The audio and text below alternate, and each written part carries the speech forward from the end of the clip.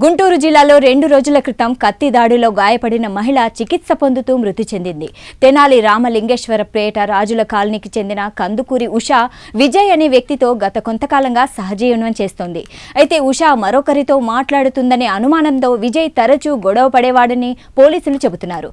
వేరొకరితో సంబంధం ఉందన్న అనుమానంతో 2 రోజుల క్రితం ఉషాపై విజయ్ కత్తితో దాడి చేసి తీవ్రంగా గాయపరిచాడు. దీంతో గాయపడిన ఉషను గుంటూరులోని జీజీహెచ్కి తరలించారు. చికిత్స పొందుతూ ఉష ఇవాళ మృతి చెందింది.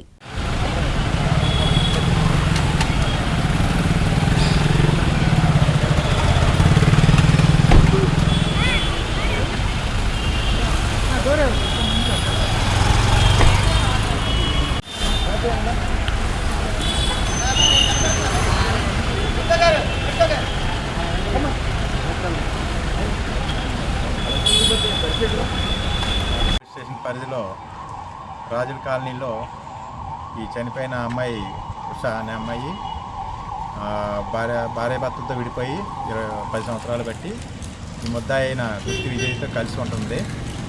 గుత్తి విజయ్ కూడా పెళ్ళయింది, భార్య పిల్లల్ని వదిలేశాడు. వీళ్ళిద్దరూ 10 సంవత్సరాలు బట్టి కలిసి ఉంటున్నారు. ఇతను హోటల్లో చెఫ్గా పనిచేస్తాడు, ఈవిడేమో హోటల్లో సర్వర్గా అంటే పని మనిషిగా పనిచేస్తుంది. ఇద్దరి మధ్య చాలా కాలం నడిచింది. అయితే వీళ్ళు కరోనా టైంలో 2022లో నందిగామ పని కోసం వెళ్ళారు. అక్కడ ఈ అమ్మాయి వేరే అతనితో సింహాద్రి అనే అతనితో చనువుగా ఉంటుందని నమ్మకంగా ఇంటికి పిలిచి ఒక నైట్ అతన్ని చంపేశాడు. అనుమానంతోనే ఈ అమ్మాయితో పరిచయం ఉందని అనుమానంతో చంపేశాడు. అక్కడ నందిగామలో మర్డర్ కేసు, ఈ అమ్మాయిని కూడా స్టాప్ చేశాడు. అక్కడ కూడా 307 కేసు రిజిస్టర్ అయింది. ఈ అమ్మాయి తర్వాత జనాలు వచ్చేసి మళ్ళీ మామూలుగా పని చేసుకుంటూ ఉంటే ఇతను మళ్ళీ బెయిల్ మీద వచ్చిన తర్వాత నేను బాగుంటాను, నేనేమన్ను మళ్ళీ ఆ అమ్మాయిని కాన్ఫిడెన్స్లో తీసుకొని సహజీవనం చేస్తున్నాడు 22 నుంచి. ఇప్పుడు ఈ అమ్మాయికి వేరే అతనితో ఈ ఇల్లీగల్ కాంటాక్ట్ పెట్టుకుంటుంది, ఫోన్లో మాట్లాడుతుందని అనుమానం వచ్చింది. ఆ అనుమానంతో ఒక కత్తి కొనుక్కొని వచ్చాడు. రాత్రి క్వశ్చన్ చేశాడు, నువ్వు ఎవరితో నాకు చెప్పకుండా ఫోన్లో మాట్లాడుతున్నావు, వాడిని కూడా పిల్లలు నేను చూడాలి అని క్వశ్చన్ చేశాడు. ఈ అమ్మాయి ఎవరు లేదంటే ఒప్పుకోలేదు. ఆ కోపంలో కత్తితో ఎడం వైపు ఛాతీ మీద ఒక 5-6 కత్తితో పొడిచాడు. పొడిచిన తర్వాత మళ్ళీ అతనే తీసుకొచ్చి గవర్నమెంట్ హాస్పిటల్ తెనాలి